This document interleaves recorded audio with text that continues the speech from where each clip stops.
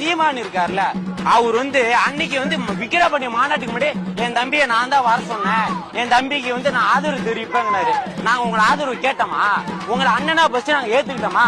உன்னை நம்பிதான் நான் 56 பேர்த்த நான் இழுத்துட்டு போய் ஓட்டு போட வச்சேன் மைக்கு சின்னத்துல. அன்னைக்கு எங்க தலைவர் வந்து மைக்கு சின்னம் தான் அறிவிச்சாரு, ஆதரவு தெரிவிக்கல. ஒரு இசை வெளியீட்டுலால மைக்க கொடுத்துட்டாரு. அந்த மைக்கில சாம்பியன் எடுக்கவா கையில தூக்க எல்லாம் பத்திரிட்டான். உன்னை யாரையும் கேட்டானா? எங்களை அந்த ஏமாத்தி விஜய் ஆதரவு தெரிவிக்கிறோம் சொல்லி ஓட்டு வாங்கிட்டு இன்னைக்கு வந்து அனில் குஞ்சாங்கிற என்னென்னமோ வாய்க்கு வந்ததெல்லாம் பேசுற.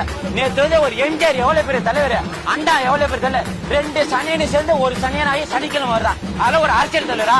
இந்த வந்து நாங்க வந்து அண்ணன் தம்பி போன 2 நாளைக்கு முன்னாடியே பேட்டி கொடுக்கிறாரு. என்ன சொல்றாருன்னா, அண்ணன் தம்பிக்குள்ள பிரச்சனை உண்டாக்குறீங்கன்னு கேக்குறாரு.